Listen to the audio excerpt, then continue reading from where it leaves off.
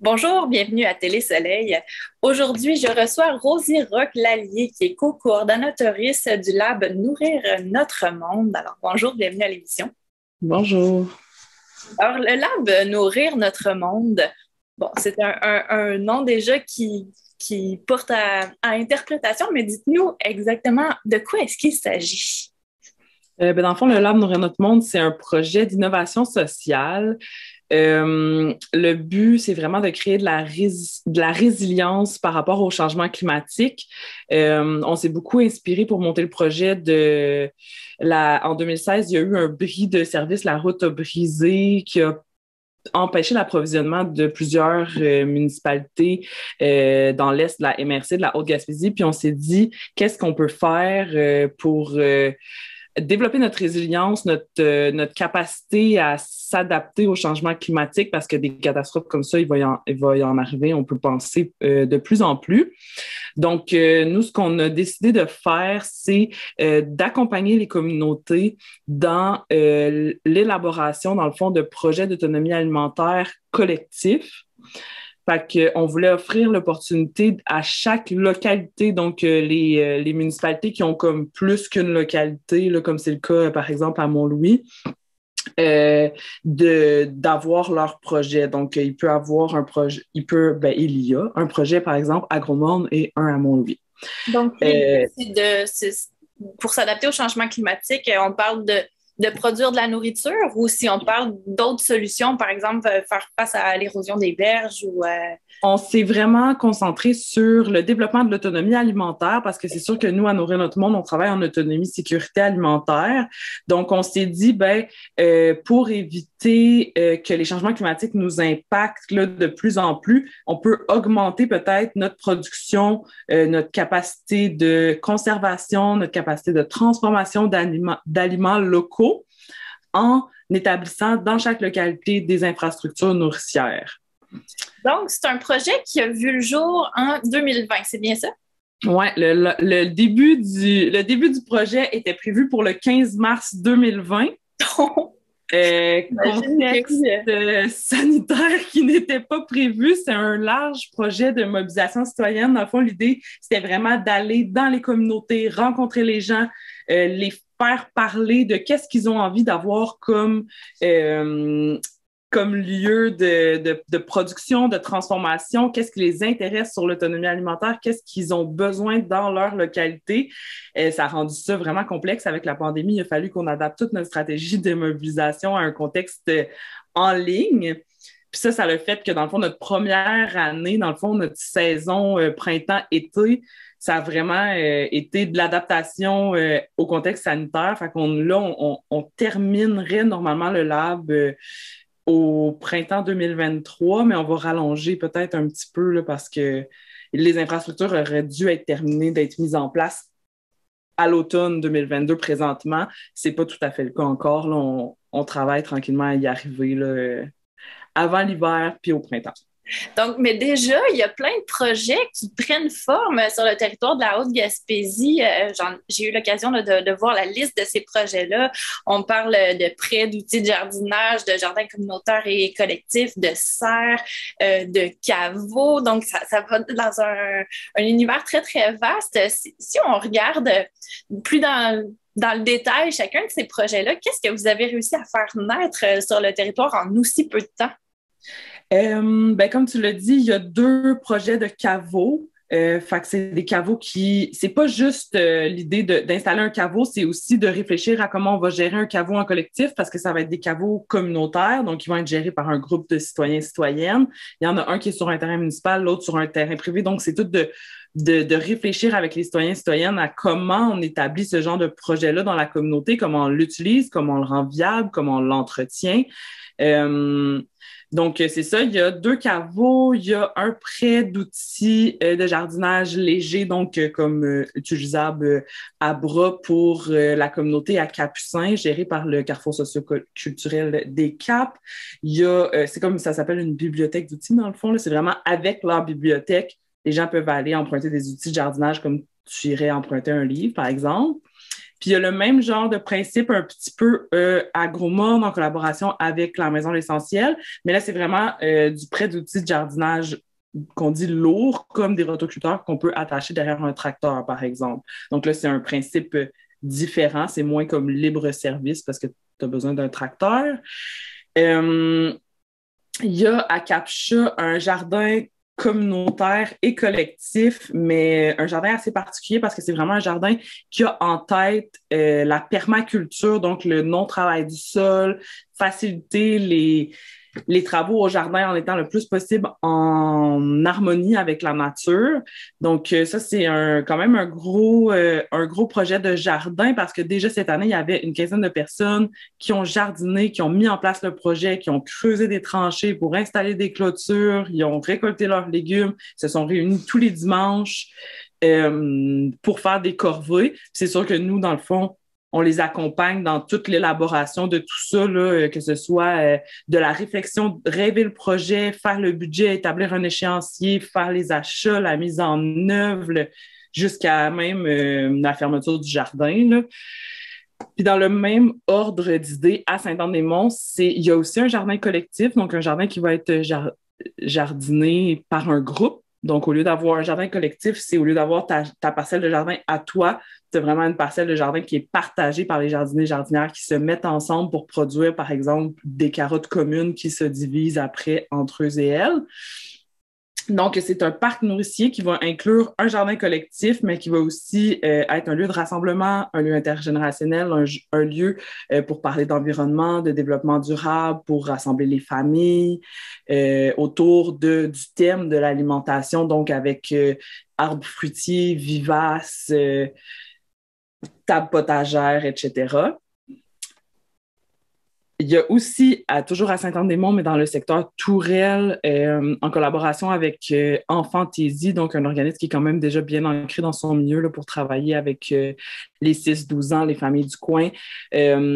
Enfantaisie a proposé de laisser son terrain, dans le fond, au comité citoyen. Ils ont comme une cour arrière. Puis le comité citoyen a choisi d'y implanter une serre.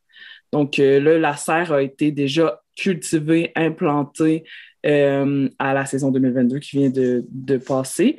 Puis il reste quelques petites babioles à terminer sur la serre, mais la serre est prête à accueillir plus de jardiniers, plus de jardinières déjà pour le printemps prochain. Il y en a beaucoup, hein? Il y en a 13. Fait que je regarde mes notes là, pour être sûre de ne pas en oublier. Mais toujours dans la thématique des serres, bon, à Cap-16, l'idée au début du projet à Cap-16, ils sont déjà bien organisés autour de l'autonomie alimentaire grâce au projet de Halte Nourricière. Il y avait déjà une Halte Nourricière dans laquelle il y avait un petit jardin. Mais il y a tellement d'engouement autour du projet qu'il y avait besoin de plus d'espace de jardinage. Puis aussi, bon, Cap-16, climat particulier, il aurait voulu faire pousser des tomates. Ce n'est pas possible sans serre. Donc, l'idée, au départ, c'était vraiment de venir bonifier la halte nourricière qui était déjà en place en installant un puits de surface parce qu'ils n'ont pas ils devaient amener l'eau, carrément quelqu'un qui amenait 1 000 litres à Sainte-Anne dans le bas du pick-up, qui allait le remplir puis qui le ramenait. Donc, c'était beaucoup de travail là, pour la communauté pour irriguer le jardin. Fait que eux autres, c'était vraiment de venir englober là, ce projet-là qui était déjà très effervescent avec un bâtiment pour ranger les outils qui allait être annexé d'une serre. Finalement, ça a été un cabanon et une serre séparés. On n'a pas pu le faire ensemble, mais c'est quand même ça, avec l'installation, comme on disait, de l'eau en plus de l'achat de quelques matériels de jardinage. Puis eux aussi ont déjà eu leur serre. Les 2 serres ont été construites par SMS Tourelle, une entreprise locale qui a réfléchi avec nous, dans le fond, des nouveaux modèles de serre. C'est des serres en polycarbonate rigide. Puis c'est vraiment des serres qui vont nécessiter presque aucun entretien là, pour plusieurs années. Fait que c'est plus dispendieux à l'achat, mais c'est beaucoup plus facile d'entretenir, surtout pour un comité de bénévoles qui ne sont pas nécessairement équipés pour changer la toile d'une serre aux 5 ans. Fait qu'eux autres, ils ont déjà produit plein de tomates cet été, puis j'ai eu des nouvelles hier du projet, justement, comme quoi les citoyens et citoyennes de Cap-16 étaient de moins en moins gênés, que ça allait se chercher des tomates, puis s'il y en avait 8 tomates de mûres, ben la personne s'en prenait 2 puis en laissait pour les autres. Fait que c'est beau de voir que ça permet de créer aussi du tissu social, du lien, de l'entraide, du partage. Donc, voilà. À Madeleine aussi, il y a déjà un projet de jardin communautaire qui était en place puis qui était jardiné beaucoup principalement par des personnes âgées. Il y avait ils ont déjà des tables potagères, donc des jardins comme surélevés là, pour pas avoir besoin de se pencher. Le problème, c'est qu'ils devaient transporter leurs outils dans leur voiture. Fait que là, c'est sûr que quand nous, on est arrivés avec le lab Nourrir notre monde, ils nous ont dit, ben nous, on aurait besoin d'un bâtiment pour entreposer nos outils, puis d'avoir de l'ombre, un endroit où se reposer, peut-être aussi se laver les mains, laver nos légumes. Il manquait comme une espèce de bâtiment agricole, un lieu où ils pouvaient se permettre de rêver plus grand, dans le fond, l'autonomie alimentaire de leur parc qui était déjà en train de devenir un parc nourricier. Donc, ça, c'est le projet pour Madeleine, les plans de construction ont déjà été faits, le permis, je pense, a été obtenu, puis si c'est pas cet automne, bon, ça va être au printemps prochain que la construction va avoir lieu, mais ça ne saurait tarder. Tu as nommé les caveaux tantôt, effectivement, il y a 2 caveaux. Les caveaux, ça a été toute une histoire parce que se construire un caveau, on peut penser que c'est assez simple. Avant, tout le monde avait des caveaux, des caves de dehors que les gens... dans la cour. Oui, que les gens appelaient. C'est quand même une technologie assez simple, là. C'est un savoir-faire ancestral d'avoir un trou dans le sol, bon, avec souvent des billots de bois qui permettent de faire la structure, puis de descendre, puis de ranger ça à plus creux que la surface du gel, dans le fond. Sauf que ce qu'on s'est rendu compte, c'est que faire des caveaux en collectif, dans le fond, c'est difficile de faire en autoconstruction. On peut pas autoconstruire en comité citoyen sur des terrains municipaux, par exemple. Donc, il y avait toutes sortes vraiment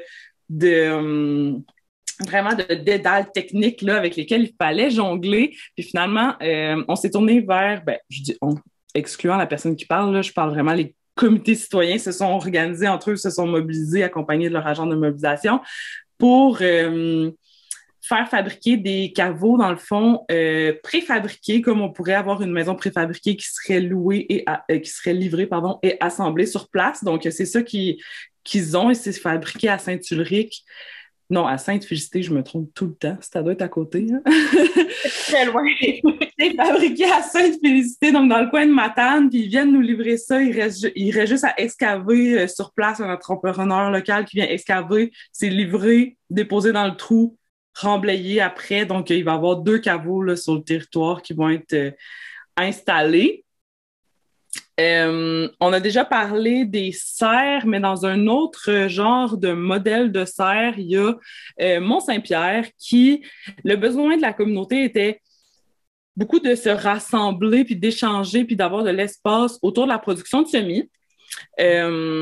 Donc, qu'est-ce qu'ils ont décidé de faire en constatant aussi le besoin d'un lieu communautaire à Mont-Saint-Pierre, comme je disais, où se rassembler, peut-être pour jaser développement durable, pour aussi être au soleil, être ensemble. Ils se sont dit, pourquoi pas faire une salle à semis, en fait, un lieu de production de semis qui serait pas pour les semis au plus petit, au départ, mais juste un petit peu plus tard quand on repique, dans une grande serre qu'ils ont installée près de la piste d'atterrissage, si je me souviens bien.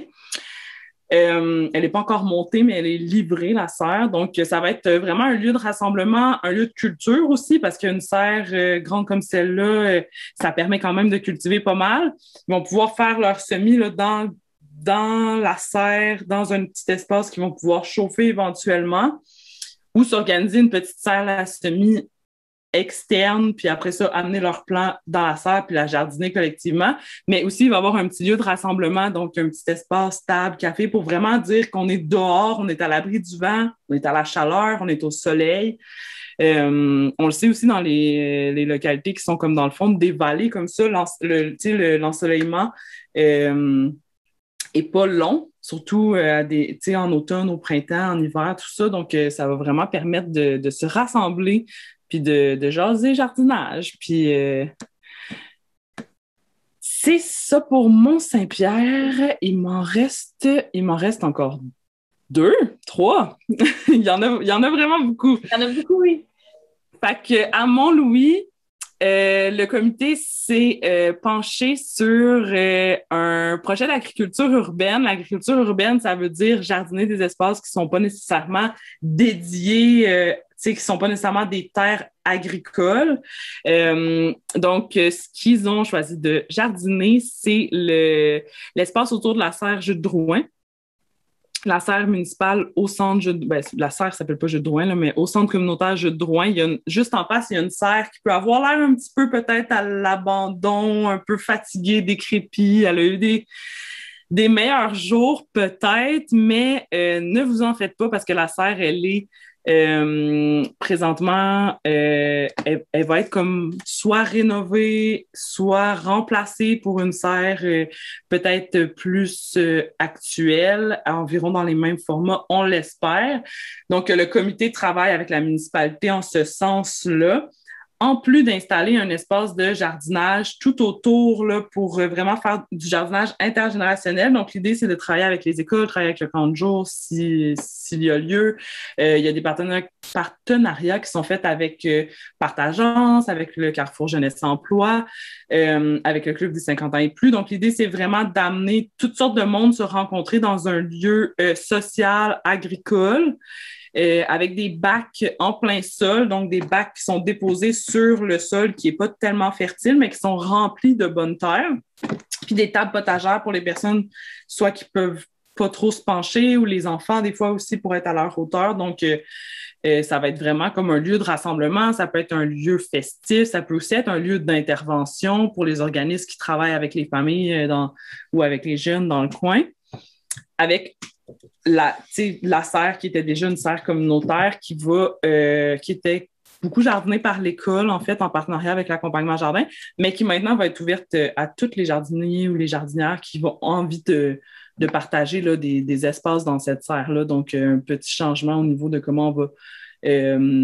gérer cet espace-là pour offrir vraiment l'opportunité que si quelqu'un fait, par exemple, ses fines herbes, ses salades, ses carottes dans un bac à l'extérieur, en arrière de la serre, peut se faire, mettons, ses poivrons, tomates dans la serre. Donc, comme ça y fait comme une offre complète. Là. Donc, c'est ça pour Mont-Louis. Le site à Mont-Louis, dans le fond, le comité est déjà... La plupart des travaux sont soit réalisés, soit l'infrastructure a déjà été faite et utilisée, puis il reste quelques petits trucs à finaliser, ou sinon, c'est en cours de réalisation présentement. Donc, c'est le cas pour Mont-Louis, là, qui va avoir déjà une plantation là, d'une petite portion comme forêt nourricière au fond du terrain. Puis, il y a la livraison des bacs qui a été faite là, dans les derniers jours. Donc, on est dans le gros de l'effervescent là, présentement. Il me reste Marsoui et la marche. Je vais prendre une petite gorgée d'eau parce que ça me fait Oui, bien sûr. Donc, ce qu'on peut voir au travers de tout ça, c'est qu'il y a un mode de gestion qui est personnalisé pour chaque projet. C'est comment? C'est les communautés qui elles-mêmes ont choisi leur modèle? Oui, dans le fond, nous, on est allé rencontrer les communautés en leur proposant de les accompagner, mais on essaie vraiment de les accompagner de la façon qu'elles et elles fonctionnent déjà. Fait qu'il y en a qui ont des groupes Messenger, c'est sur le téléphone, c'est en temps réel. Il y en a d'autres que c'est des chaînes courriels. Il y en a que c'est plus par téléphone. Il y a des comités qui sont super autonomes, qu'il y a quelqu'un qui est responsable du projet, puis que ils nous appellent une fois de temps en temps pour valider. Il y en a d'autres qui ont besoin d'un petit peu plus d'accompagnement pour, mettons, l'élaboration des budgets, des échéanciers. Tu sais, c'est quand même de la gestion de projet. Mais ça reste qu'on essaie vraiment de s'adapter le plus possible aux personnes qui sont dans la communauté. C'est sûr que d'avoir mobilisé en contexte de pandémie comme ça leur a permis de rejoindre plutôt les personnes qui sont connectées, tu sais, qui étaient disponibles pour faire des réunions virtuelles, puis tout ça. Dans l'utilisation des infrastructures, on essaie d'impliquer d'autres gens là, à travers les connaissances, le comité qui connaît quelqu'un qui aurait peut-être pas participé en virtuel, mais là, maintenant qu'on est en présentiel, qu'on est sur place, qu'on a les mains dans la terre, là, on essaie de les encourager à impliquer là, le plus de gens possible.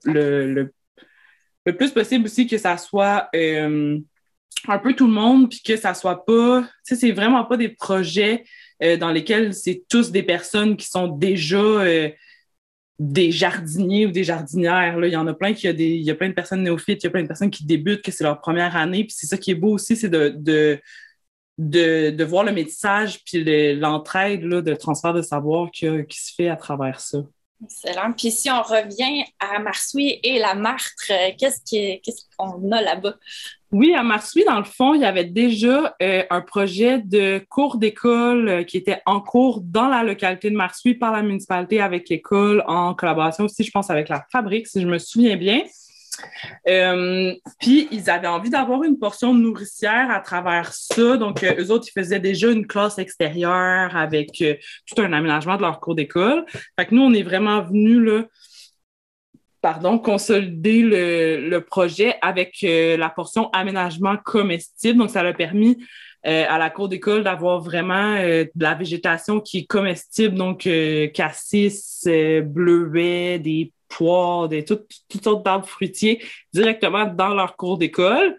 Fait qu'il y a un projet, il y a un comité qui est constitué vraiment là, de citoyens, citoyennes, mais aussi de direction d'école, l'équipe école, des gens de la municipalité. Donc, c'est vraiment comme un maillage là, qui s'est fait pour ce projet-là.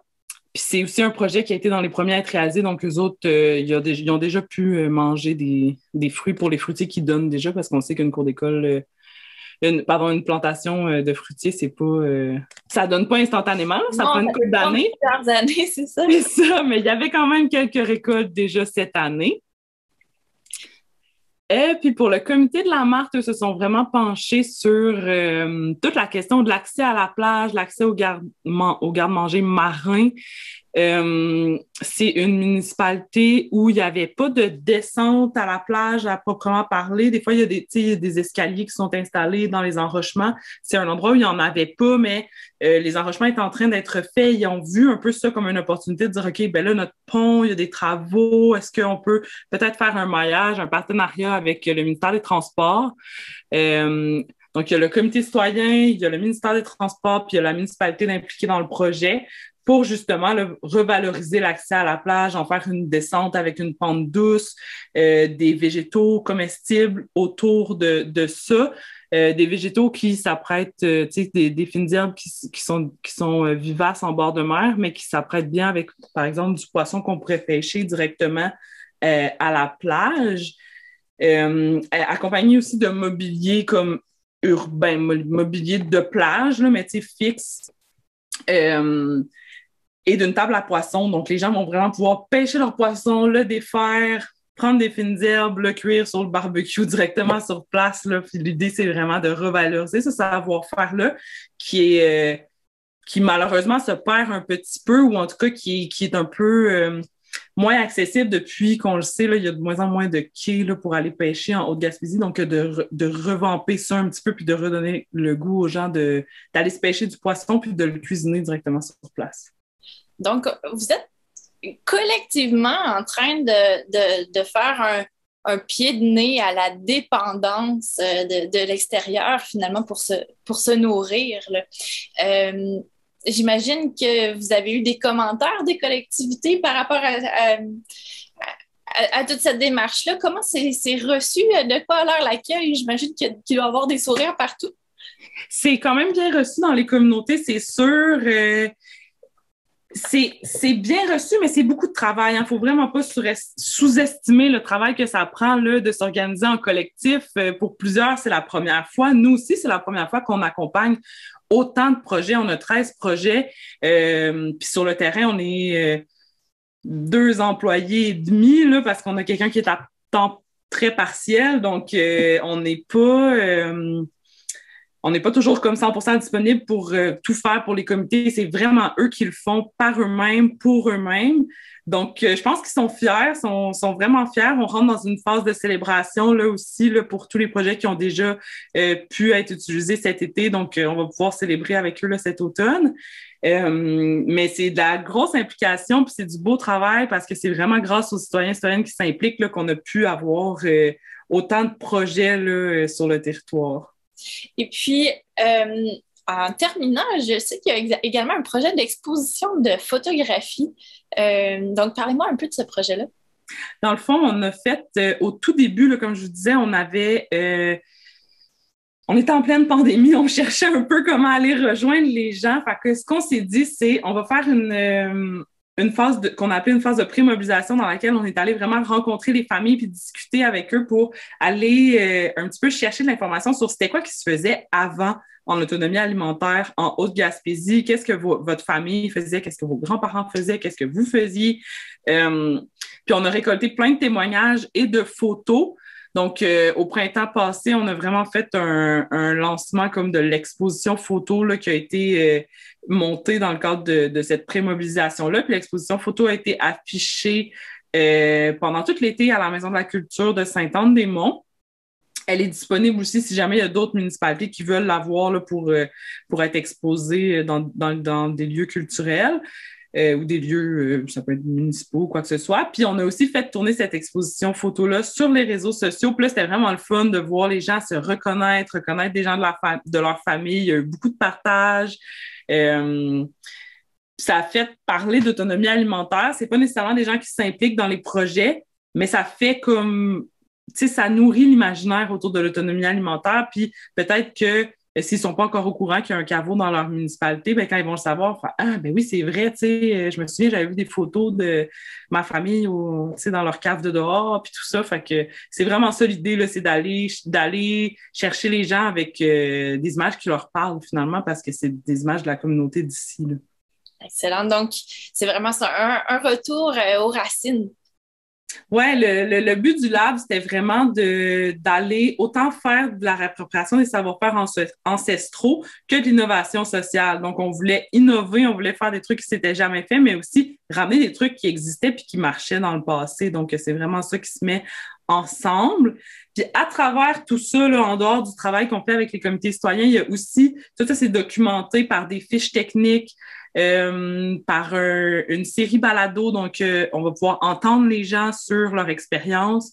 Puis une série vidéo aussi. Donc, on va aussi pouvoir voir là, carrément là, l'évolution de ces projets-là à l'écran prochainement. Puis ça va être disponible à quel endroit? Ça va être disponible sur notre site web qu'on est aussi en train de construire présentement. Donc, je peux pas vous donner de date, là, mais restez à l'affût sur notre page Facebook Nourrir notre monde Haute-Gaspésie, là, puis c'est sûr qu'on va le diffuser là quand ça va être prêt. Très bien. Donc, Rosie Roch-Lallier, énormément de projets aujourd'hui. Merci beaucoup d'avoir pris le temps de nous les partager. Merci à vous.